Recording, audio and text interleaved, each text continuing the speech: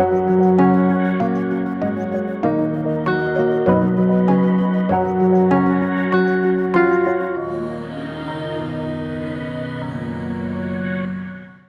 മാതാവിൻ്റെ അൾത്താരയിൽ നിൽക്കുവാൻ മാതാവ് ഇടയാക്കിയതിനെ ഓർത്ത് മാതാവിനും ഈശോയ്ക്കും കോടാനുകൂടി നന്ദി. എൻ്റെ പേര് അഖില, ഇതെൻ്റെ ഹസ്ബൻഡ് റിങ്കു, ഇത് ഞങ്ങളുടെ കുഞ്ഞ് എസക്കിയേൽ മരിയോൺ റിങ്കു. ഞങ്ങളുടെ കല്യാണം കഴിഞ്ഞിട്ട് ഏകദേശം 4 വർഷം പൂർത്തിയായി. ഞങ്ങൾക്ക് വിവാഹം കഴിഞ്ഞ ഉടനെ തന്നെ ആദ്യത്തെ കുഞ്ഞിനെ ഞാൻ കൺസീവ് ആയായിരുന്നു. ഒരു കുഴപ്പങ്ങളും ഒന്നും ഇല്ലായിരുന്നു. 7-ാം മാസത്തെ സ്കാനിങ് ആയപ്പോൾ പെട്ടെന്ന് എൻ്റെ അമ്നിയോട്ടിക് ഫ്ലൂയിഡ് ഒരുപാട് കൂടി. അങ്ങനെ അത് കുഞ്ഞിൻ്റെ ലങ്സിനുള്ളിലേക്കൊക്കെ കയറി. അങ്ങനെ ഞങ്ങൾ ഗ്രോത്ത് സ്കാനിന് ചെല്ലുന്ന സമയത്താണ് ഇങ്ങനൊരു പ്രശ്നമുണ്ടെന്ന് ഡോക്ടേഴ്സ് കണ്ടുപിടിക്കുന്നത്. അന്ന് ഡോക്ടേഴ്സ് എല്ലാവരും പറഞ്ഞു പ്രഗ്നൻസി ടെർമിനേറ്റ് ചെയ്യണം. അതായത് എൻ്റെ ലൈഫിന് വളരെ റിസ്ക്കാണ് ഈ പ്രഗ്നൻസി. അപ്പോൾ എത്രയും പെട്ടെന്ന് ആ കുഞ്ഞിനെ കളഞ്ഞ് ലൈഫ് സേവ് ചെയ്യുക, അതാണ് ഡോക്ടേഴ്സ് അന്ന് ശ്രമിച്ചത്. അബോർഷൻ ചെയ്യാൻ വേണ്ടി ഞങ്ങളെ ഒരുപാട് അവർ കൗൺസിലിംഗ് ഒക്കെ ചെയ്തു. പക്ഷേ ഒന്നും ചെയ്യത്തില്ല. ഞങ്ങളുടെ മാതാപിതാക്കളും പൂർണ്ണമായിട്ടും ഉറച്ചു നിന്നു. ഞങ്ങൾ അടുത്ത ഹോസ്പിറ്റലിൽ പോയി. അവിടെയും എൻ്റെ ലൈഫിന് റിസ്ക്കാണ്, അതുകൊണ്ട് എത്രയും പെട്ടെന്ന് ഈ പ്രഗ്നൻസി ടെർമിനേറ്റ് ചെയ്യണമെന്ന് പറഞ്ഞു. പക്ഷെ ഞങ്ങൾ ചെയ്യാൻ തയ്യാറായില്ല. ഈശോ എനിക്ക് എങ്ങനെ കുഞ്ഞിനെ തരുന്നോ അങ്ങനെ സ്വീകരിക്കാൻ ഞാൻ തയ്യാറായിരുന്നു. പക്ഷെ പെട്ടെന്ന് എനിക്ക് ബ്ലീഡിങ് വന്നു, നോർമൽ ഡെലിവറി നടന്നു. അങ്ങനെ പക്ഷേ കുഞ്ഞിനെ ഞങ്ങൾക്ക് കിട്ടിയില്ല. ഈ ഒരു സ്കാനിങ്ങിന് പോകുന്ന സമയത്ത് ഞാൻ ശരിക്കും കരയാൻ വേണ്ടിയിട്ട് വാഷ്റൂമിൽ കയറിയതാണ്. അപ്പോൾ പരിശുദ്ധാത്മാവ് എൻ്റെ കാതിലൊരു വചനം തന്നു. ദൈവത്തെ സ്നേഹിക്കുന്നവർക്ക്, അവിടുത്തെ പദ്ധതി അനുസരിച്ച് വിളിക്കപ്പെട്ടവർക്ക് അവിടുന്ന് സകലവും നന്മയ്ക്കായി പരിണമിപ്പിക്കുന്നുവെന്ന് നമുക്കറിയാമല്ലോ. റോമ 8:28. ഞാൻ ഒരു വചനവും അങ്ങനെ കാണാതെ പഠിക്കുന്ന ആളൊന്നും അല്ലായിരുന്നു. ഈ വചനം ഞാൻ എവിടെ കണ്ടെന്നോ എപ്പോൾ വായിച്ചെന്നോ പോലെ എനിക്ക് ഓർമ്മയില്ല. പക്ഷേ പരിശുദ്ധാത്മാവ് എനിക്ക് വചനം തന്നു. അതോടുകൂടി ഞാൻ ഭയങ്കരമായിട്ട് സ്ട്രോങ് ആയി. ഈ ഭൂമിയിൽ ആർക്കും ആശ്വസിപ്പിച്ചാലും ആരുടെ ആശ്വാസവാക്ക് എന്നെ ആ സമയത്ത് ശക്തിപ്പെടുത്തത്തില്ല. പക്ഷേ ഈശോയും മാതാവും എന്നെ ഈ വചനത്തിലൂടെ ശക്തിപ്പെടുത്തി. അങ്ങനെ കുഞ്ഞു മരിച്ചതിൻ്റെ പിറ്റേ മാസമായപ്പോൾ പെട്ടെന്ന് എനിക്ക് കാലിൽ DVT എന്ന് പറഞ്ഞൊരു കണ്ടീഷൻ വന്നു. ഡീപ്പ് വെയിൻ ത്രോംബോസിസ് എന്ന് പറയും. അതായത് കാലിൽ രക്തം കട്ട പിടിക്കുന്നത്. അത് ഭയങ്കര ലൈഫ് ത്രെറ്റനിങ് ആയിട്ടുള്ളൊരു കണ്ടീഷനാണ്. അപ്പോൾ ആദ്യം ഈ കുഞ്ഞു മരിച്ചപ്പം കൃത്യമായിട്ട് എന്താണ് കാരണമെന്നൊന്നും അറിയത്തില്ല. ഡോക്ടേഴ്സ് കുറേ ഇങ്ങനെ അവരുടേതായ ഊഹങ്ങളൊക്കെ പറയുകയാണ്. ചിലപ്പോൾ കുഞ്ഞിന് എന്തെങ്കിലും കുഴപ്പങ്ങൾ കാണും, അല്ലെങ്കിൽ ഈ ഫ്ലൂയിഡ് കയറിയത് കൊണ്ടായിരിക്കും, അങ്ങനെയൊക്കെ പറയുന്നു. അപ്പോൾ ഒരു കൃത്യമായൊരു ഉത്തരം ഒന്നിനും ഇല്ലായിരുന്നു. ഡോക്ടേഴ്സ് പറഞ്ഞു ഇതിനൊരു എന്താണ് കാരണമെന്ന് കണ്ടുപിടിച്ച ശേഷമേ ഇനിയൊരു പ്രഗ്നൻസിയെക്കുറിച്ച് ചിന്തിക്കുക പോലും ചെയ്യാവൂ എന്നൊക്കെ ഞങ്ങളോട് പറഞ്ഞിരുന്നു. അങ്ങനെ പിറ്റേ മാസം എനിക്ക് DVT വന്നു. അപ്പോൾ കാലിൽ ബ്ലഡ് ക്ലോട്ടായി. ഞാൻ ഹോസ്പിറ്റലിൽ ചെല്ലുന്ന സമയത്ത് വളരെ റിസ്ക്കി ആയിട്ടുള്ളൊരു കണ്ടീഷനായിരുന്നു. അപ്പോൾ ഡോക്ടേഴ്സ് പറഞ്ഞു ഇനി കാലനക്കാനേ പറ്റത്തില്ല. അങ്ങനെ വീൽ ചെയറിലോട്ട് എന്നെ ഇരുത്തി. എന്നിട്ട് 2 ഹോസ്പിറ്റലിൽ ഞങ്ങളോട് പറഞ്ഞു കാല് മുറിച്ച് കളയേണ്ടി വരുമെന്ന്. അങ്ങനെ അന്ന് രാത്രി തന്നെ ഫെബ്രുവരി 18 അന്ന് രാത്രി ആംബുലൻസിന് ഞങ്ങളെ രാജഗിരി ഹോസ്പിറ്റലിലേക്ക് കൊണ്ടുപോയി. പോകുന്ന സമയത്തൊക്കെ ഞങ്ങൾ കൊന്ത ചൊല്ലിക്കൊണ്ടിരുന്നു, ഞാൻ ഹസ്ബൻഡും. ഞാനിങ്ങനെ വചനങ്ങളൊക്കെ ഏറ്റുപറഞ്ഞ് പ്രാർത്ഥിക്കാൻ തുടങ്ങി. അങ്ങനെ അവിടെ ഹോസ്പിറ്റലിലെത്തി. കാല് മുറിച്ച് കളയേണ്ടി വരുമെന്ന് പറഞ്ഞിടത്ത് നിന്ന് ഈശോ എന്നെ 2 കാലിൽ ഇന്നിപ്പോൾ നിർത്തിയിരിക്കുന്നത്. ഒരു 3 സർജറി എനിക്ക് ആ സമയത്ത് ചെയ്യേണ്ടി വന്നു. പെർമനൻ്റായിട്ടൊരു സ്റ്റെൻറ്റൊക്കെ ഇടേണ്ടി വന്നു. കാരണം എൻ്റെ ബ്ലഡ് വെസൽസ് എല്ലാം കട്ട പിടിച്ചത് ഓപ്പൺ ചെയ്യാൻ പറ്റാത്തൊരവസ്ഥയിലേക്കൊക്കെ എത്തിയിരുന്നു. അങ്ങനെ സ്റ്റെൻറ്റൊക്കെ ഇട്ടു. അങ്ങനെ ശരിക്കും ഈ DVT വന്നതുകൊണ്ടാണ് ആ ഡോക്ടേഴ്സിന് സംശയം തോന്നിയിട്ട് അവർ വേറെ ബ്ലഡ് ടെസ്റ്റുകൾ ചെയ്തു. അപ്പം മനസ്സിലായി എനിക്ക് രക്തം കട്ട പിടിക്കുന്ന ഒരു അസുഖമുണ്ട്. ഇതൊരു ഓട്ടോഇമ്മ്യൂൺ ഡിസീസാണ്. ശരിക്കും നമ്മുടെ ശരീരം തന്നെ നമുക്കെതിരെ റിയാക്റ്റ് ചെയ്യാണ്. അപ്പോൾ എല്ലായിടത്തും തന്നെ ബ്ലഡ് ക്ലോട്ടാകാനുള്ളൊരു ഹൈ റിസ്ക്കാണ്. അപ്പോൾ ഇതുകൊണ്ടാണ് കുഞ്ഞ് മരിച്ചതെന്നുള്ളൊരു ഉത്തരം ഈശോ എനിക്ക് അപ്പം തന്നു. അതായത് പ്രഗ്നൻ്റ് ആകുന്ന സമയത്ത് നമ്മുടെ കുഞ്ഞിനെ ശരീരം കാണുന്ന ഒരു ശത്രുവായിട്ട് തന്നെയാണ്. അപ്പോൾ കുഞ്ഞിനെ കൊല്ലണം എന്ന രീതിയിൽ തന്നെ പൊക്കിൾക്കൊടിയിൽ ബ്ലഡ് ക്ലോട്ടാവും, പിന്നെ കുഞ്ഞിന് ബ്ലഡ് സപ്ലൈ ഒന്നും കിട്ടാതെ വരും, കുഞ്ഞിന് ഗ്രോത്ത് റിട്ടാർഡേഷൻ വന്ന് കുഞ്ഞ് മരിക്കും. അങ്ങനെയാണ് ഈ ഒരു കണ്ടീഷൻ. അതുപോലെ ഈ അസുഖം ഫെർട്ടിലിറ്റിയെ ഓരോ മാസം കുറച്ച് വരും. അപ്പം നോർമലി നമുക്ക് കൺസീവ് ആകാനൊക്കെ ഭയങ്കര ബുദ്ധിമുട്ടാണ്. അപ്പോൾ ഈ DVT വന്നതോടുകൂടി എന്താണ് ശരിക്കും കുഞ്ഞ് മരിക്കാനുള്ള കാരണമെന്ന് കണ്ടുപിടിച്ചു. അപ്പോൾ ആ സമയത്ത് ഈ വചനം എനിക്കിങ്ങനെ ഈശോ പിന്നെയും വീണ്ടും തരികയാണ്. അതായത് എന്ത് ജീവിതത്തിൽ സംഭവിച്ചാലും അത് നന്മയ്ക്ക് വേണ്ടിയിട്ടാണ്, അത് വേദനയാണെങ്കിലും എന്ത് സഹനമാണെങ്കിലും നന്മയ്ക്ക് വേണ്ടിയിട്ടാണ്, അത് മരണമാണെങ്കിലും അത് നന്മയ്ക്ക് വേണ്ടിയിട്ടാണെന്ന് ഈശോ പഠിപ്പിച്ചു. അങ്ങനെ DVT വന്നതുകൊണ്ട് എന്താണെന്ന് കാരണം മനസ്സിലായി. പിന്നെ എനിക്ക് ഈ ഡെലിവറിയോട് അസോസിയേറ്റ് ചെയ്ത് കുറേ ഫിഷർ എന്ന് പറഞ്ഞൊരു അസുഖം വന്നു. ഒരു വർഷത്തോളം എനിക്ക് അതിവേദനയായിരുന്നു. ഞാൻ ഡോക്ടേഴ്സിനെയൊക്കെ കണ്ടു, അവർ പറഞ്ഞ പോലെ മെഡിസിൻ എടുത്തു, ഡയറ്റ് ചെയ്തു, പക്ഷേ എനിക്ക് യാതൊരുവിധ മാറ്റങ്ങളും ഉണ്ടായില്ല. അങ്ങനെ ഡിസംബറിൽ എനിക്ക് സർജറി ഫിക്സ് ചെയ്തു. സർജറി ചെയ്യുന്നത് തന്നെ എനിക്ക് റിസ്ക്കാണ്, പക്ഷേ വേറൊരു ഓപ്ഷൻ ഇല്ല എന്ന രീതിയിൽ ഡോക്ടേഴ്സ് ഫിക്സ് ചെയ്തു. ആ സമയത്ത് ഞാൻ വന്ന് ഉടമ്പടി എടുത്തൊരു 2 ആഴ്ചക്കുള്ളിൽ തന്നെ ഞാൻ ഈ തൈലമൊക്കെ എൻ്റെ വയറിൽ തേക്കാൻ തുടങ്ങി. ഉടമ്പടി ഉപ്പും തേനും ഒക്കെ ഉപയോഗിക്കാൻ തുടങ്ങി. എനിക്ക് ഭയങ്കരമായ ചേഞ്ചസ് വന്നു. എനിക്ക് പൂർണ്ണമായ രോഗസൗഖ്യം അവിടെ ലഭിച്ചു. അത് കഴിഞ്ഞിട്ട് ഞാൻ ഹസ്ബൻഡിൻ്റെ അടുത്ത് മൈസൂരിലേക്ക് പോയി. അവിടെ ചെല്ലുന്ന സമയത്ത് എനിക്കൊരു ജോലി വേണമെന്ന് ഞാൻ മാതാവിനോട് നിയോഗം വെച്ചിരുന്നു. ഞങ്ങൾക്ക് ഒരുമിച്ച് ജീവിക്കാനും ജോലി ചെയ്യാനും പറ്റണമെന്നൊക്കെ. അവിടെ ചെന്ന സമയത്ത് തൊട്ടടുത്തൊരു സ്കൂളിൽ ഞാൻ വെറുതെ ബയോഡേറ്റ കൊടുക്കാൻ വേണ്ടി പോയതാണ്. അപ്പോൾ അവർ ഉടനെ തന്നെ ഇൻ്റർവ്യൂ നടത്തി, തൊട്ടടുത്ത ദിവസം ഡെമോ ക്ലാസ്സൊക്കെ നടത്തി എനിക്കവിടെ ജോലി തന്നു. എനിക്ക് അത് വിശ്വസിക്കാൻ തന്നെ പറ്റാത്ത രീതിയിൽ, അതായത് ഉടമ്പടി എടുത്തതിന് ശേഷം എല്ലാം വളരെ സ്മൂത്തായിട്ട് പോകുന്ന പോലെ, തടസ്സങ്ങളൊക്കെ പെട്ടെന്ന് മാറുന്നത് പോലെ, മാതാവ് മുന്നേ പോയി വഴിയൊരുക്കുന്ന പോലെ എനിക്ക് തോന്നിത്തുടങ്ങി. ഇൻ്റർവ്യൂവിന് കയറുന്നതിന് മുന്നേ ഞാനൊന്നും പ്രിപ്പയർ ആയിട്ടേ ഇല്ലായിരുന്നു. ശരിക്കും ഞാൻ ആ ജോലിക്ക് ഫിറ്റ് അല്ല എന്ന് തന്നെ എനിക്ക് തോന്നാറുണ്ട്. ഞാൻ പ്രത്യക്ഷീകരണ പ്രാർത്ഥന കണ്ടിന്യൂസ് ആയിട്ടിരുന്ന് ചൊല്ലിക്കൊണ്ടേയിരുന്നു. ഞാൻ ഒന്നും തന്നെ പ്രിപ്പയർ ചെയ്തിട്ടില്ല ഇൻ്റർവ്യൂവിന് വേണ്ടിയിട്ട്. ആ സമയത്ത് ഞാൻ മാതാവിനോട് പ്രാർത്ഥിച്ചു, മാതാവ് എനിക്ക് വേണ്ടി സംസാരിക്കണമെന്ന്. അങ്ങനെ മാതാവാണ് ശരിക്കും എനിക്ക് വേണ്ടി സംസാരിച്ചത്. അവരെന്നെ അവിടെ ഹൈസ്കൂൾ ടീച്ചറായിട്ട് അപ്പോയിൻ്റ് ചെയ്തു. ആ സ്കൂളിൽ, അതൊരു പ്രൈവറ്റ് സ്കൂളാണ് എങ്കിലും അവിടെ ഏറ്റവും കൂടുതൽ സാലറി മേടിക്കുന്ന അധ്യാപകരിൽ ഒരാളായിട്ടാണ് മാതാവ് എനിക്ക് ആ ജോലി നൽകി അനുഗ്രഹിച്ചത്. ഞാൻ മൈസൂരിൽ ചെന്ന് ഒരാഴ്ചയ്ക്കുള്ളിൽ എനിക്ക് ഈ ജോലിയായി അവർ ഓഫർ ലെറ്റർ തരികയും ചെയ്തു. അങ്ങനെ ഈ സ്കൂളിൽ എനിക്ക് 10ാം ക്ലാസ് പഠിപ്പിക്കേണ്ട വന്നു. അപ്പം ഹൈസ്കൂൾ ടീച്ചറായിട്ടാണ് അവർ അപ്പോയിൻ്റ് ചെയ്തത്. എന്നെ സംബന്ധിച്ച് ഞാൻ വേറൊരു സ്റ്റേറ്റാണ്, കർണാടകയാണ്. എനിക്ക് കന്നഡ ഒട്ടും അറിയില്ല ചെന്ന സമയത്ത്. അപ്പോൾ ഈ കുട്ടികളെ എങ്ങനെ ഇവർക്കിപ്പോൾ മനസ്സിലായി ഞാനൊരു ഇംഗ്ലീഷ് ടീച്ചറാണ്. അപ്പോൾ ഇംഗ്ലീഷ് പറഞ്ഞാൽ അവർക്ക് മനസ്സിലായില്ലെങ്കിൽ എങ്ങനെ അവരെ കന്നഡയിൽ അത് അവരുടെ മാതൃഭാഷയിൽ പറഞ്ഞ് മനസ്സിലാക്കുക എന്നൊന്നും എനിക്ക് അറിയത്തില്ലായിരുന്നു. ഞാൻ മാതാവിനെ മുറുക്കെ പിടിച്ചു. മാതാവിനോട് ഞാൻ പറഞ്ഞു, മാതാവ് എന്നെ എങ്ങനെയെങ്കിലും സഹായിക്കണം, മാതാവ് തന്നെ പഠിപ്പിക്കണം. ഞാൻ ഒത്തിരി കുറവുകളുള്ള ഒരാളാണ്. ഒരു അധ്യാപിക എന്ന നിലയിൽ പോലും എനിക്ക് ഒരുപാട് കുറവുകളുണ്ട്. അപ്പോൾ മാതാവ് എനിക്ക് വേണ്ടി സംസാരിക്കണം, മാതാവ് ക്ലാസ് എടുക്കണം എന്നൊക്കെ ഞാൻ പ്രാർത്ഥിച്ചു. അങ്ങനെയാണ് ഞാൻ എന്നും പോവുക.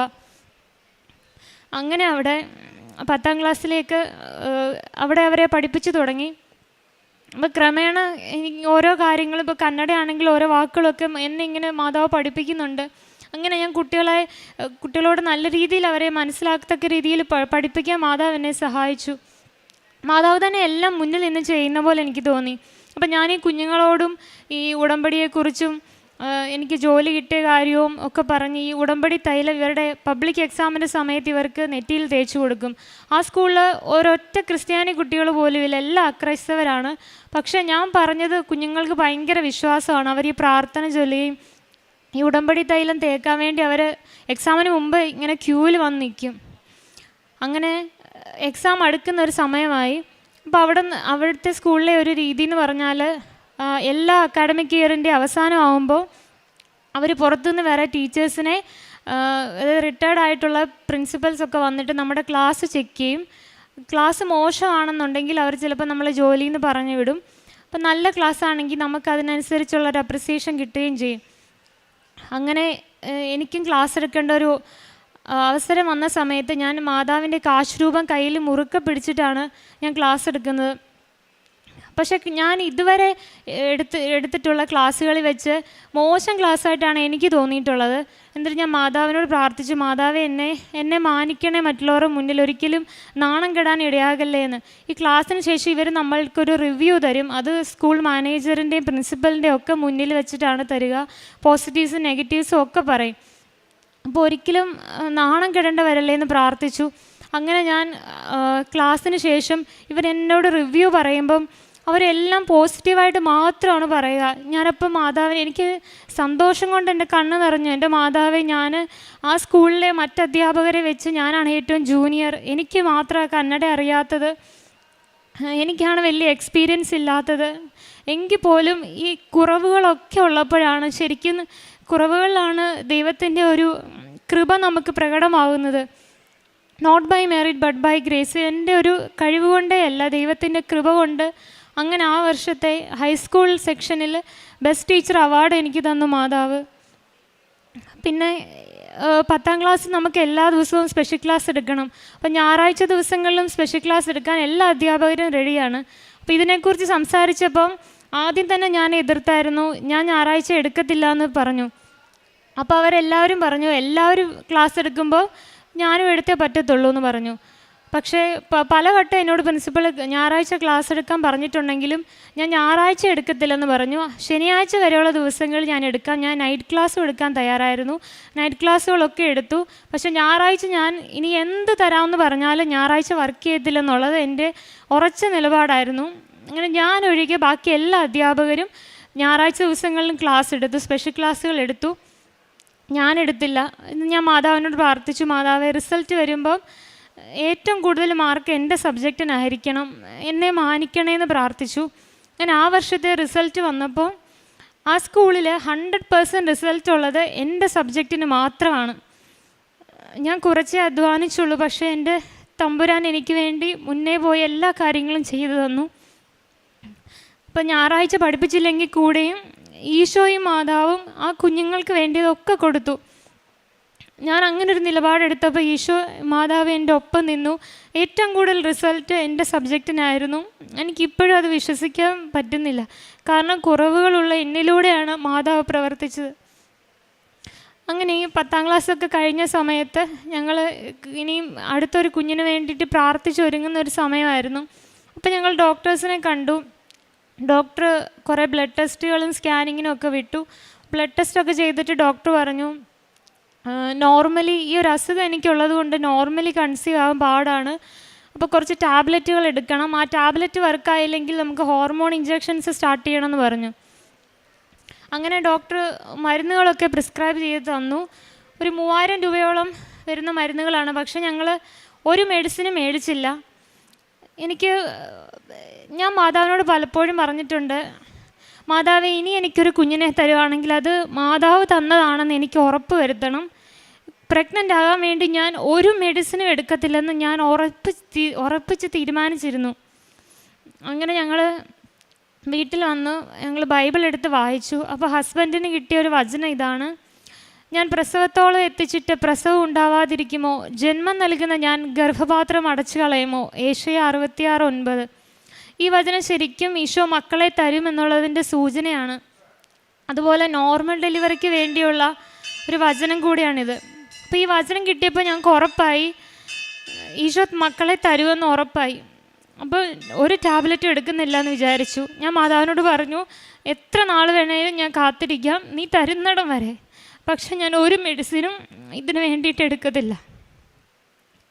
അങ്ങനെ ഞങ്ങൾ പ്രാർത്ഥിച്ചൊരുങ്ങി.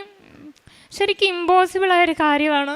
2ാമത്തെ മാസം തന്നെ ഞാൻ കൺസീവായി, നോർമലി ഒരു മെഡിസിനും എടുക്കാതെ. അത് ഡോക്ടേഴ്സിന് തന്നെ വിശ്വസിക്കാൻ പാടായിരുന്നു. അങ്ങനെ മാതാവിൻ്റെ വണക്കമാസം മെയ് മാസം ഞാൻ കൺസീവായി.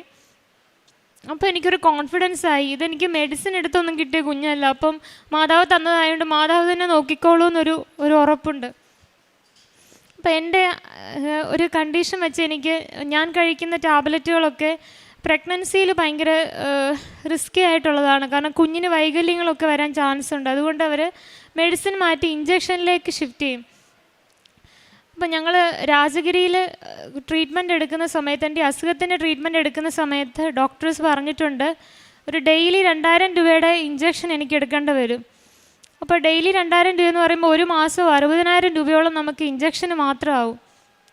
മുന്നിൽ ഒരു വഴി അന്നേരം ഇല്ലായിരുന്നു. പക്ഷേ എനിക്കൊരു വിശ്വാസം ഉണ്ടായിരുന്നു, എൻ്റെ തമ്പുരാൻ എനിക്ക് വഴി തുറക്കുമെന്ന്. ഞാനത് ഭയങ്കരമായിട്ട് വിശ്വസിച്ചിരുന്നു. അങ്ങനെ കൺസീവ് ആയ സമയത്ത് തൊട്ട് ഇഞ്ചക്ഷൻസ് സ്റ്റാർട്ട് ചെയ്തു. പക്ഷേ വലിയൊരു അത്ഭുതം എന്ന് പറയട്ടെ, ഞാൻ ഈശോയോടൊരു ഈ ഇഞ്ചക്ഷൻ മാത്രം ഒന്ന് ഫ്രീ ആയിട്ട് കിട്ടണമെന്ന് പ്രാർത്ഥിച്ചു. പക്ഷേ ഒരു പൂ ചോദിച്ചാൽ പൂക്കാലം തരുന്ന എൻ്റെ തമ്പുരാൻ എനിക്ക് എല്ലാ മെഡിസിനുകളും ഫ്രീ ആയിട്ട് തന്നെ തന്നു. ഞങ്ങളൊരു പ്രൈവറ്റ് മെഡിക്കൽ കോളേജിൽ വേറൊരു ഡോക്ടറിനെ കാണാൻ വേണ്ടി ചെന്നു. അതൊരു സീനിയർ ഡോക്ടറാണ്. അപ്പോൾ ആ ഡോക്ടർ ആദ്യം തന്നെ വഴക്ക് പറയുകയാണ് ചെയ്തത്. കാരണം എൻ്റെ ലൈഫിന് ഭയങ്കര റിസ്ക്കിയാണ് ഒരു പ്രഗ്നൻസി എന്ന് പറയുന്നത്. അപ്പോൾ എന്തിന് ഈ പ്രഗ്നൻസി നോക്കി, തൻ്റെ ലൈഫിന് റിസ്ക് അല്ലേ, പിന്നെ കുഞ്ഞിനെ കിട്ടുമോ എന്ന് ഉറപ്പൊന്നുമില്ല, ഒരു 50-50 ചാൻസാണ്. അപ്പം കുഞ്ഞിനേക്കാളേറെ എൻ്റെ ലൈഫിന് ഭയങ്കര റിസ്ക്കാണ് ഈ ഒരു പ്രഗ്നൻസി. പക്ഷെ ഞാൻ മാതാവിൽ ഉറച്ചു നിന്നു. എന്തെങ്കിലുമൊക്കെ ഡോക്ടേഴ്സ് ഇമ്പോസിബിൾ ആണെന്ന് പറയുമ്പോൾ അപ്പം മാതാവ് എനിക്കൊരു ശക്തി തരും. അപ്പോൾ ദൈവത്തിനാൽ ഇതെല്ലാം സാധ്യമാണെന്ന്. അങ്ങനെ ഞങ്ങൾ എന്നിട്ട് വേറൊരു ഡോക്ടറിനെ കണ്ടു. അങ്ങനെ ഇങ്ങനെ പ്രഗ്നൻസിയുടെ എല്ലാ ചെക്കപ്പുകളും തുടർന്നുകൊണ്ടിരുന്നു. അങ്ങനെ ഞാൻ ഡോക്ടറിനോട് നോർമൽ ഡെലിവറിയുടെ ഒരു കാര്യം ഇങ്ങനെ സംസാരിച്ചപ്പോൾ ഡോക്ടർ പറഞ്ഞു, അഖില, നോർമൽ ഡെലിവറി നിനക്ക് ഇമ്പോസിബിളായ കാര്യമാണ്. കാരണം നോർമൽ ഡെലിവറി നടന്നാൽ ഞാൻ മരിച്ചു പോകാനുള്ള സാധ്യത ഭയങ്കര കൂടുതലാണ്. കാരണം എനിക്കൊരു സ്റ്റെൻറ്റ് ഇട്ടിട്ടുണ്ട്. ഇത്രയും നോർമൽ ഡെലിവറി നമ്മൾ അത്രയും ഫോഴ്സ് ചെയ്യുമ്പോൾ ഈ സ്റ്റെൻറ്റ് പൊട്ടാം, ബ്ലഡ് വെസലുകളൊക്കെ ബ്ലീഡിങ് വന്ന് മരിക്കാനൊക്കെ സാധ്യതയുണ്ട്. അതുകൊണ്ട് സിസേറിയൻ മാത്രമേ നമ്മൾ ഓപ്റ്റ് ചെയ്യത്തുള്ളൂ. അത് ഒരു മാക്സിമം ഒരു 8-ാം മാസം വരെയൊക്കെ പ്രഗ്നൻസി അവർ കണ്ടിന്യൂ ചെയ്യിക്കത്തുള്ളൂ. എന്നിട്ട് എത്രയും പെട്ടെന്ന് കുഞ്ഞിനെ പുറത്തെടുക്കുക. അങ്ങനെയാണ് ഡോക്ടേഴ്സിൻ്റെ പ്ലാൻ. ഇങ്ങനെ കണ്ടിന്യൂ ചെയ്തുകൊണ്ടിരുന്ന സമയത്ത് ഇപ്പോൾ ഡോക്ടറിനെ ഞങ്ങൾ കണ്ടപ്പോൾ ഡോക്ടർ ഇങ്ങനെയൊക്കെ സംസാരിച്ചു. ഇത് നോർമൽ ഡെലിവറി എനിക്ക് ഇമ്പോസിബിൾ ആണെന്ന് ഡോക്ടർ പറയാണ്. കുറേ ഇതിൻ്റെ കോംപ്ലിക്കേഷൻസ് ഒക്കെ ഇങ്ങനെ പറഞ്ഞുകൊണ്ടിരിക്കുമ്പോൾ എൻ്റെ അടുത്ത് വന്ന് ഈശോ പറയുന്ന പോലെ എനിക്ക് തോന്നുകയാണ്, അഖില, ഡോക്ടറല്ല നിൻ്റെ ദൈവം, ഞാനാണ് നിൻ്റെ ദൈവം. എനിക്ക് അസാധ്യമായി എന്തെങ്കിലും ഉണ്ടോ എന്ന് ഈശോ എന്നോട് പറയുന്നത് പോലെ തൊട്ടടുത്ത് നിന്ന് ഈശോ ചിരിച്ചുകൊണ്ട് പറയുന്ന പോലെ എനിക്ക് തോന്നുകയാണ്. അപ്പം മനസ്സിന് ഭയങ്കരമായൊരു സമാധാനം വന്നു. പിന്നെ ഇതേ അസുഖമുള്ളൊരു ചേച്ചി എനിക്കറിയാം. ആ ചേച്ചി ഇഞ്ചക്ഷനുകൾ എടുത്തിട്ടും എല്ലാ മെഡിസിനുകൾ എടുത്തിട്ടും 5 കുഞ്ഞുങ്ങൾ ആ ചേച്ചിക്ക് മരിച്ചു പോവുകയാണ് ചെയ്തത്. അപ്പം ഈ ചേച്ചി എന്നോട് പലപ്പോഴും വിളിക്കുമ്പോൾ പറയും, അഖില, നീ 7 മാസം ഒന്ന് കംപ്ലീറ്റ് ചെയ്ത് കണ്ടാൽ മതി എന്ന് പറയും. പക്ഷേ ഡോക്ടേഴ്സും അങ്ങനെ തന്നെയായിരുന്നു വിചാരിച്ചത്. ഞാനൊരു 7 മാസം തന്നെ തികയ്ക്കുമെന്ന് അവർക്ക് ഡൗട്ടായിരുന്നു. പക്ഷേ ഞാൻ എൻ്റെ മാതാവിൻ്റെ കൃപയാൽ 9 മാസം തികഞ്ഞ് അങ്ങനെയാണ് ഞാൻ എൻ്റെ കുഞ്ഞിനെ പ്രസവിച്ചത്. അങ്ങനെ ഞങ്ങൾ നോർമൽ ഡെലിവറിയോട് അടുത്ത സമയത്ത് ഹോസ്പിറ്റലിൽ ചെന്നപ്പം പെട്ടെന്ന് ഈ ഡോക്ടർ അവിടെ നിന്ന് റിസൈൻ ചെയ്ത് വേറെ ഹോസ്പിറ്റലിൽ പോയി. പെട്ടെന്ന് അതൊരു ഷോക്കായിരുന്നു. അങ്ങനെ ഞങ്ങൾ കണ്ടുകൊണ്ടിരുന്ന ആ ഡോക്ടർ ഭയങ്കര സ്നേഹത്തോടൊക്കെ സംസാരിക്കുന്നു. അപ്പോൾ നമ്മൾ ഡോക്ടറിൽ കുറച്ചുകൂടെ ആശ്രയം വെക്കുന്നതായിട്ട് ഈശോയ്ക്ക് തോന്നിയിട്ട് ഈശോ ആ ഡോക്ടറിനെ മാറ്റിയതാണ് അവിടുന്ന്. അങ്ങനെ ആ ഡോക്ടർ മാറി അടുത്തൊരു സീനിയർ ഡോക്ടറിനെ ഞങ്ങൾ കണ്ടു. അപ്പോൾ ആ ഡോക്ടറും പറഞ്ഞു സിസേറിയനെ പോസിബിളായിട്ടുള്ളൂ. അങ്ങനെ ജാനുവരി 12 അഡ്മിറ്റ് ആകാൻ വേണ്ടി അവർ ഡേറ്റും തന്നു. അങ്ങനെ ജാനുവരി 12 ഞങ്ങൾ അഡ്മിറ്റ് ആകാൻ ചെല്ലുന്ന സമയത്ത് ഈ ഡോക്ടറും ലീവിൽ പോയി. ആ മാസം ജനുവരി മാസം ഈ സീനിയർ ഡോക്ടർ ലീവിലാണെന്നപ്പോൾ അറിയുകയാണ്. അങ്ങനെ പുതിയൊരു ഡോക്ടറിനെ കണ്ടു. ഞാൻ പ്രാർത്ഥിക്കുമ്പോഴൊക്കെ മാതാവിനോട് പറയായിരുന്നു, മാതാവേ, എൻ്റെ ആഗ്രഹം നോർമൽ ഡെലിവറി നടക്കണമെന്നാണ്. പക്ഷേ അതൊക്കെ എല്ലാ ഡോക്ടേഴ്സും ഇമ്പോസിബിളാണെന്ന് പറയുന്നത്. ഒരു 5 പേരോളം ഞങ്ങൾ കണ്ടിട്ടുണ്ട്. ആ ഡോക്ടേഴ്സൊക്കെ പറഞ്ഞത് സിസേറിയൻ മാത്രമേ പോസിബിളായിട്ടുള്ളതെന്നാണ്. അപ്പോൾ ഞാനുമായിട്ട് ഡോക്ടേഴ്സിനോടൊന്നും അങ്ങോട്ട് പറയില്ല, മാതാവ് തന്നെ എല്ലാം ചെയ്തോണമെന്ന് പറഞ്ഞു. പിന്നെ എന്താണേലും ഞാൻ ദൈവഹിതം എന്താണോ അതിൽ അക്സെപ്റ്റ് ചെയ്യാൻ ഞാൻ റെഡിയാണെന്നും പറഞ്ഞു. അങ്ങനെ ഞങ്ങൾ അഡ്മിറ്റ് ആകുന്ന ദിവസം ചെന്നപ്പം വേറൊരു ഡോക്ടറിനെ കാണുകയാണ്.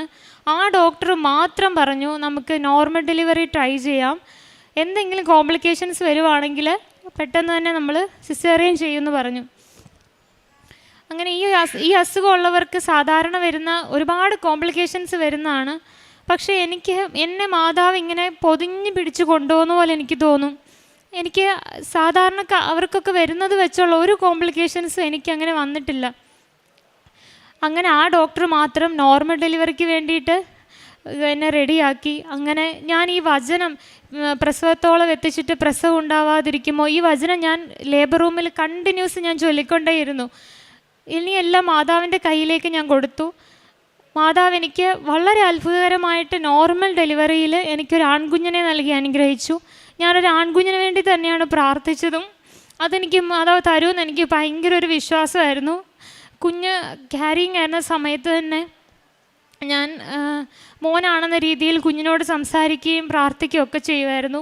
പിന്നെ ഞങ്ങൾ ബൈബിൾ എടുത്ത് വായിക്കുന്ന സമയത്ത് കൂടുതൽ എനിക്ക് സ്ട്രൈക്കിംഗ് ആയിട്ട് എസെക്കിയേൽ എന്നൊരു പേര് തോന്നി. ആ പേരിൻ്റെ അർത്ഥം തന്നെ ദൈവം ശക്തിപ്പെടുത്തുന്നു എന്നാണ്. ശരിക്കും ഈ പ്രഗ്നൻസിയിലും എൻ്റെ ലൈഫിൽ മൊത്തം എന്നെ ദൈവം ശക്തിപ്പെടുത്തുന്നതാണ്. എനിക്ക് ശക്തിയില്ല, ഞാൻ തളർന്നു തന്നെയാണ് ഇരിക്കുക. പക്ഷെ ദൈവം തരുന്ന ശക്തിയിലാണ് ഞാൻ ഓരോ ദിവസവും മുന്നോട്ട് പോവുക. അങ്ങനെ ഞങ്ങൾ കുഞ്ഞിന് എസെക്കിയേൽ എന്ന് പേരിട്ടു. മാതാവിനോടുള്ള നന്ദി സൂചകമായിട്ട് മിഡിൽ നെയിം മരിയോൺ എന്നാണ് ഇട്ടത്. അങ്ങനെ കുഞ്ഞിന് എസെക്കിയേൽ മരിയോൺ റിങ്കു എന്ന് പേരിട്ടു. എപ്പോഴും എനിക്ക് കുഞ്ഞിനെ കാണുമ്പോൾ എനിക്ക് മാതാവിനോടും ഈശോയോടുള്ള സ്നേഹം കൂടുകയാണ്, ഓരോ ദിവസവും കൂടുകയാണ് ചെയ്യുക. അതേപോലെ എനിക്ക് പ്രഗ്നൻ്റ് ആയിരുന്ന സമയത്ത് യൂട്രസ് വികസിക്കുമ്പം കുറച്ച് പേർക്കൊക്കെ വരുന്നൊരു കോംപ്ലിക്കേഷനാണ്. യൂട്രസ് ഇങ്ങനെ വികസിക്കും തോറും നമ്മുടെ മറ്റവയവങ്ങളെ ഇങ്ങനെ കംപ്രസ് ചെയ്യും. അങ്ങനെ എൻ്റെ രണ്ട് കിഡ്നിയിൽ എനിക്ക് നീരായിട്ട് എനിക്ക് ഉച്ച കഴിയുമ്പോൾ തൊട്ട് പെയിനാണ്. അപ്പോൾ ഞാൻ അന്നും സ്കൂളിൽ വർക്ക് ചെയ്യുന്നുണ്ട്. എനിക്ക് വേണ്ടിയിട്ട് സ്കൂൾ എല്ലാ കാര്യങ്ങളും ഒരുക്കി തന്നെന്നുള്ളതാണ്. അപ്പോൾ എനിക്ക് ഉച്ച കഴിയുമ്പോൾ തൊട്ട് പെയിൻ സ്റ്റാർട്ട് ചെയ്യും. പിന്നെ എനിക്ക് പഠിപ്പിക്കുമ്പോൾ തന്നെ നല്ല വേദന സഹിച്ചാണ് ഞാൻ പഠിപ്പിക്കുക. അപ്പോൾ ഡോക്ടേഴ്സിനെ കണ്ടപ്പോൾ അവർ പറഞ്ഞു പ്രഗ്നൻസിയിൽ നമുക്ക് മെഡിസിൻ ഒന്നും തരാൻ പറ്റത്തില്ല. അതായത് 6ാം മാസത്തിലാണ് എനിക്ക് ഇങ്ങനെ ഒരു വേദന വരാൻ തുടങ്ങിയത്. ഡെലിവറിയോടുകൂടി മാത്രമേ ഈ പെയിൻ പോകത്തുള്ളൂ, കാരണം യൂട്രസ് ചുരുങ്ങിയാലേ പെയിൻ പോകത്തുള്ളൂ. അങ്ങനെ ഇത് സഹിക്കേണ്ടി വരുമെന്ന രീതിയിൽ തന്നെ ഡോക്ടർ സംസാരിച്ചു. ഒരു മരുന്നും തരാനില്ല. അപ്പം ഞാൻ മാതാവിനോട് പ്രാർത്ഥിച്ച് ഞാൻ മാതാവിൻ്റെ തൈലം, ഞാൻ അല്ലെങ്കിൽ എല്ലാ ദിവസവും മാതാവിൻ്റെ തൈലം വയറ്റിൽ പുരട്ടി പ്രാർത്ഥിക്കുകയും തേനും ഉപ്പും ഒക്കെ ഉപയോഗിക്കുകയും ചെയ്യുമായിരുന്നു. അങ്ങനെ ഞാൻ തൈലം പുരട്ടി പ്രാർത്ഥിച്ചു. എന്നിട്ട് ഒരു ദിവസം ചെക്കപ്പിന് പോകുന്ന സമയത്ത് എനിക്ക് ഒരു ഡോക്ടറിനെ കണ്ടിട്ട് അടുത്ത ഡോക്ടറിൻ്റെ അടുത്തേക്ക് നടക്കാൻ വയ്യാതെ ഡോക്ടേഴ്സ് എന്നെ വീൽ ചെയറിലാക്കി വിട്ടിട്ടുണ്ട്. അന്ന് ഞാനിങ്ങനെ കരഞ്ഞ് മാതാവിനോട് പ്രാർത്ഥിച്ചു, മാതാവെ പറ്റുമെങ്കിൽ എനിക്ക് ഈ വേദന മാറ്റി തരണം, അല്ലെങ്കിൽ സഹിക്കാനുള്ള ശക്തിയെങ്കിലും തരണമെന്ന്. കാരണം എനിക്ക് ജോലിക്കും പോകണം, എനിക്ക് അതേപോലെ തന്നെ എനിക്ക് നടക്കുകയും ചെയ്യണം. ഞാൻ വൈകിട്ടൊക്കെ കുർബാനയുള്ള ദിവസങ്ങളെല്ലാം മാക്സിമം ദിവ്യബലിയിൽ പോയി പങ്കെടുക്കുമായിരുന്നു. അപ്പോൾ സ്കൂളിൽ പോകുന്ന സമയത്ത് എനിക്ക് വേദനയുണ്ട്. അപ്പോൾ ഒരു ദിവസം വൈകിട്ട് എനിക്ക് കുർബാനയ്ക്ക് പോകണം. അപ്പോൾ ഞാൻ വേദന ഉണ്ടെങ്കിൽ കടിച്ച് പിടിച്ച് ഞങ്ങളുടെ വീടിൻ്റെ അടുത്തായിട്ട് തന്നെയാണ് പള്ളി, ഒരു 8 മിനിറ്റ് നടന്നാൽ മതി. അപ്പം ഞാൻ വേദന സഹിച്ച് പള്ളിയിൽ പോവും. ആ സമയത്തൊക്കെ അർപ്പിക്കുന്ന ദിവ്യബലി എന്ന് പറഞ്ഞാൽ നമുക്ക് ഭയങ്കരമായൊരു ദൈവാനുഭവം നിറഞ്ഞ ദിവ്യബലിയാണ്. അങ്ങനെ ഞാൻ പ്രാർത്ഥിച്ച് ഭയങ്കര അത്ഭുതമെന്ന് പറയട്ടെ, ഞാൻ ഒരു മെഡിസിനും എടുത്തില്ല. പക്ഷേ ഞാൻ ഈ തൈലം പുരട്ടി പ്രാർത്ഥിച്ച് എനിക്ക് പൂർണ്ണമായിട്ട് ആ വേദന മാറി. പിന്നെ എനിക്കൊരു വേദനയും ഉണ്ടായിട്ടേ ഇല്ല. അങ്ങനെ ഈ ഒരു അസുഖമുള്ളവർക്ക് ഉണ്ടാകാവുന്ന യാതൊരുവിധ പ്രശ്നങ്ങളും കോംപ്ലിക്കേഷൻസ് ഒന്നും മാതാവ് വരുത്തിയില്ല. ഞാൻ മാതാവിനോട് പ്രാർത്ഥിച്ചത് ഇങ്ങനെയാണ്, എനിക്ക് അസുഖത്തോടു കൂടി തന്നെ നീ എനിക്കൊരു കുഞ്ഞിനെ തരണം. കാരണം എങ്കിൽ മാത്രമേ ദൈവനാമം മഹത്വപ്പെടുത്തുള്ളൂ. അല്ലാതെ വളരെ സുഖപ്പെട്ട് നോർമലായിട്ട് എനിക്കൊരു കുഞ്ഞിനെ കിട്ടി അതിൽ വലിയൊരു അത്ഭുതമൊന്നും തോന്നാനില്ല. പക്ഷേ ഈ ഒരു അസുഖം ഇരിക്കെ തന്നെ അത്ര ലൈഫ് റിസ്ക്കി ആയിട്ടുള്ളൊരു സമയത്ത് എൻ്റെ ലൈഫും റിസ്ക്കാണ്, കുഞ്ഞിൻ്റെ റിസ്ക്കാണ്. കുഞ്ഞിനെ കിട്ടുമെന്നൊന്നും ഒരു ഉറപ്പുമില്ലായിരുന്നു. പക്ഷേ ആ സമയത്ത് മാതാവ് എല്ലാം ക്രമീകരിച്ചു എനിക്ക് വേണ്ടിയിട്ട്. അങ്ങനെ 9 മാസം തികഞ്ഞ് നോർമൽ ഡെലിവറിയിൽ തന്നെ എനിക്ക് അത്ഭുതകരമായിട്ട് ഒരു മകനെ നൽകി മാതാവ് അനുഗ്രഹിച്ചു. മാതാവിനും എൻ്റെ ഈശോയ്ക്കും കോടാനുകോടി നന്ദി. പിന്നെ കാരുണ്യ പ്രവർത്തികളായിട്ട് പ്രഗ്നൻ്റ് ആയിരുന്ന സമയത്ത് ഞാൻ വൃദ്ധസദനത്തിലൊക്കെ പോവുകയൊക്കെ ചെയ്തു. അവർക്ക് നഖം വെട്ടി കൊടുക്കുക, വൃദ്ധസദനമൊക്കെ ക്ലീൻ ചെയ്ത് കൊടുക്കുക, അതൊക്കെ ചെയ്തിട്ടുണ്ട്. പേപ്പറുകളൊക്കെ ഞാൻ കൊടുത്തിട്ടുണ്ട്. പേപ്പർ കന്നഡ പേപ്പറാണ് ഞാൻ മേടിച്ചുകൊണ്ട് പോവുക. അപ്പോൾ കന്നഡ ഞാൻ കാണാതെ പഠിക്കും, കാരണം എന്നാലേ ഇവരോട് സംസാരിക്കാൻ പറ്റത്തുള്ളൂ. അപ്പോൾ കുറേയൊക്കെ ഞാൻ കാണാതെ പഠിച്ചിട്ട് ഇവരോട് സംസാരിക്കും. ട്രെയിനിൽ വെച്ചൊക്കെ പേപ്പർ കൊടുക്കുന്ന സമയത്ത് വാക്ക് തർക്കങ്ങളൊക്കെ ഉണ്ടായിട്ടുണ്ട്. ഭയങ്കരമായിട്ട് എന്നോട് ചൂടായി സംസാരിക്കുകയൊക്കെ ചെയ്തിട്ടുണ്ട്. അതായത് കൺവേർട്ട് ചെയ്യാൻ വേണ്ടിയിട്ട് ഈ പേപ്പർ കൊടുക്കുകയാണ്, ക്രിസ്ത്യാനി ആക്കാനാണ് എന്നൊക്കെ പറഞ്ഞ് ഒരു ചേട്ടൻ ഭയങ്കരമായിട്ട് റൂഡായിട്ട് സംസാരിക്കുകയൊക്കെ ചെയ്തു. പക്ഷേ എനിക്ക് ശരിക്കും അവരോട് ഫ്ലുവൻ്റായിട്ട് കന്നഡ സംസാരിക്കാനൊന്നും അറിയില്ലായിരുന്നു. പക്ഷേ മാതാവ് ആ സമയത്തും എന്നിലൂടെ സംസാരിക്കുന്ന പോലെ എനിക്ക് തോന്നി. ആ സമയത്തൊക്കെ ഞാൻ മാതാവിന് വേണ്ടി സംസാരിക്കാൻ മാതാവ് എന്നെ ശക്തിപ്പെടുത്തി. പിന്നെ ദശാംശമൊക്കെ കൃത്യമായിട്ട് ഞാൻ നേരത്തെ മുതലേ അങ്ങനെ കൊടുക്കുമായിരുന്നു. അങ്ങനെ ആരെങ്കിലും സഹായിക്കാൻ ഒരു അവസരം കിട്ടിയാൽ സഹായിക്കുകയൊക്കെ ചെയ്യും. പിന്നെ ഞാൻ ഉടമ്പടി എടുത്ത് ഞാൻ മറ്റ് ടീച്ചേഴ്സിനോടൊക്കെ എൻ്റെ കാര്യങ്ങളൊക്കെ പ്രഗ്നൻ്റ് ആയതൊക്കെ പറയുമ്പോൾ അവർക്ക് വിശ്വാസമായിട്ട് അവർ പലരും ഉടമ്പടി, അവിടെ ഉള്ളവർ കർണാടകക്കാർ തന്നെ അവർ ചിലർ ഉടമ്പടി എടുത്തിട്ടുണ്ട്, ചിലർ പ്രാർത്ഥനകളൊക്കെ ചൊല്ലുന്നുണ്ട്. അപ്പോൾ മാതാവിനും ഈശോയ്ക്കും ഒരുപാട് ഒരുപാട് നന്ദി പറയുന്നു. ഇനി ഉടമ്പടിയിൽ ജീവിക്കാനുള്ള കൃപ തരണേയെന്ന് മാതാവിനോട് പ്രാർത്ഥിക്കുകയും ചെയ്യുന്നു.